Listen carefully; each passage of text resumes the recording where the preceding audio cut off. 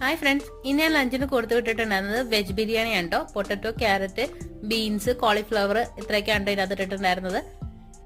ചെറിയവന് പറ്റിയ സ്നാക്ക് ഇന്ന് ഉണ്ടാക്കാനായിട്ട് സമയം കിട്ടാത്ത കാരണമുണ്ട് അയാൾക്കും വെജ് ബിരിയാണി തന്നെ ഉണ്ടാക്കി വെക്കുന്നത്.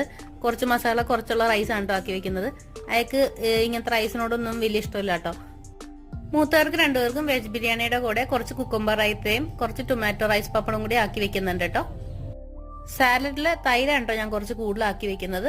അവർക്ക് രണ്ടുപേർക്കും തൈര് കൂട്ടി കഴിക്കാനായിട്ടാണ് ഇഷ്ടം. അങ്ങനെ പീസസ് ഒന്നും അധികം ഇഷ്ടമല്ല. പിന്നെയും കുറച്ച് ഇഷ്ടം കുക്കുംബർ, ക്യാരറ്റ് അങ്ങനത്തെ വെജിറ്റബിൾസിനോടാണ്. തക്കാളിയും സവാളയൊന്നും രണ്ടുപേർക്കും ഇഷ്ടമല്ല കേട്ടോ.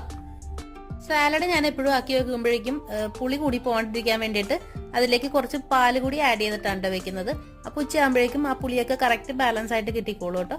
സ്നാക്കായിട്ട് മൂത്തവർക്ക് രണ്ടുപേർക്കും ബ്രെഡ് പൊരിച്ചതാണ് ആക്കി വെച്ചിട്ടുണ്ടായിരുന്നത്. അപ്പോൾ എല്ലാവർക്കും താങ്ക്സ് ഫോർ വാച്ചിങ്. അടുത്തൊരു വീഡിയോയുമായി കാണാം. Bye bye.